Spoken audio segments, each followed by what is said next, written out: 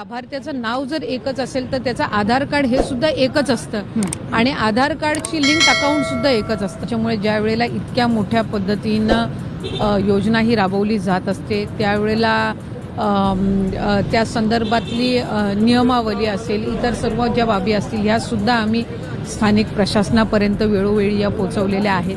त्याच्यामुळे या संबंध प्रकरणाची तपशिलात जाऊन चौकशी झाल्याशिवाय नक्की तिथं काय लॅब झालेला आहे हाही आम्हाला कळणार नाही। खरं तर त्या संदर्भामध्ये माध्यमांकडूनच आम्हाला माहिती मिळालेली आहे।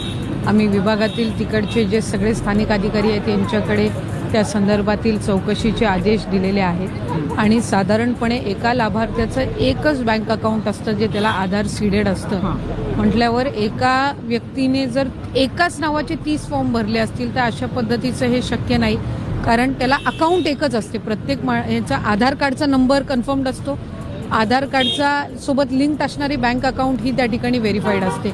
त्याच्यामुळे निश्चितपणाने त्यांनी वेगवेगळ्या नावांनी असे फॉर्म्स भरलेले आहेत का किंवा कशा पद्धतीनं त्यांनी वेगवेगळ्या आधार कार्ड्स घेऊन काही हे केलेलं आहे का, तर त्या संदर्भातले चौकशीचे आदेश दिलेले आहेत आणि अशा पद्धतीचा जर गैरप्रकार चौकशीनंतर जर समोर आला तर त्या संदर्भामध्ये योग्य ती कारवाई ही निश्चितपणाने घेण्यात येते। त्याच्यामुळे त्या संदर्भामध्ये कुठल्या पद्धतीनं त्यांनी काय तिथं घोळ केलेला आहे किंवा कशा पद्धतीनं त्याचा गैरवापर केलेला आहे हे चौकशी केल्यानंतर त्या अहवालात त्या ठिकाणी आम्हाला उपलब्ध होईल आणि एकदा त्या संदर्भातला अहवाल आला की निश्चितपणाने ती जी कारवाई आहे त्या पर्टिक्युलर व्यक्तीवर ती सुद्धा केली जाईल।